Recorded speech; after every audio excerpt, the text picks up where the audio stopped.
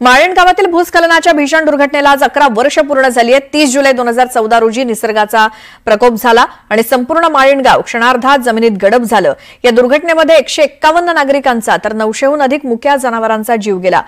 संपूर्ण गाव उद्ध्वस्त झालं। आज माळीण दुर्घटनेला 11 वर्ष पूर्ण होत आहेत। मात्र माळीण दुर्घटनेतनं सरकारनं काही बोध घेतलेला दिसत नाही, कारण अजूनही राज्यात अनेक गावं दरडप्रवण क्षेत्रात असून त्यांच्या पुनर्वसनाबाबत सरकार ठोस भूमिका घेताना दिसत नाहीये। 30 जुलै 2014 रोजी सकाळी उगवलेला सूर्य हा संपूर्ण जगासाठी जरी सूर्योदय असला तरी माळीण गावातील अनेकांसाठी हा आयुष्याचा सूर्यास्त ठरला होता। कारण 30 जुलै 2014 रोजीच्या पहाटे याच डोंगराचा एक कडा माळीण गावावरती कोसळला होता आणि भूस्खलन होऊन झालेल्या या दुर्घटनेमध्ये माळीण गावातील 151 निष्पाप नागरिकांना आपला जीव गमवावा लागला होता, तर 900हून अधिक मुक्या प्राण्यांचा या दुर्घटनेत बळी गेला होता। खरं तर माळीण दुर्घटनेला आज 11 वर्ष पूर्ण होत आहेत। दुनियासाठी जरी या दुर्घटनेला 11 वर्ष पूर्ण होत असली तरी माळीण वासियांसाठी ही दुर्घटना आजही ताजी आहे। माळीण दुर्घटनेमध्ये मृत्युमुखी पडलेल्या 151 नागरिकांचा एक सामुदायिक स्मृतिस्तंभ या ठिकाणी शासनाने उभारला आहे आणि या स्मृतिस्तंभावरती या दुर्घटनेत मृत्युमुखी पडलेल्या 151 नागरिकांची नावं कोरण्यात आली आहेत।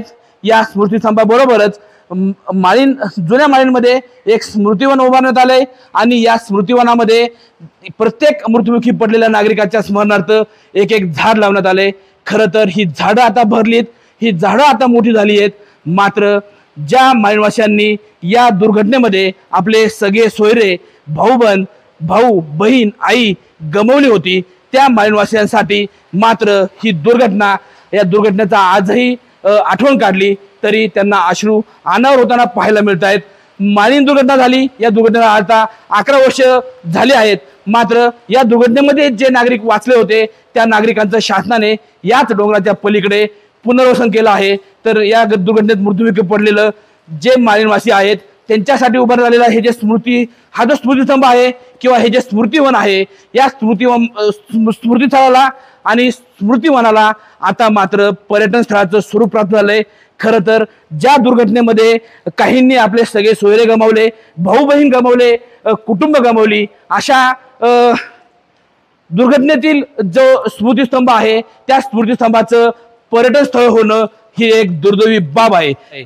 सचिन तोडकर, न्यूज 18 लोकमत, माळीण, पुणे।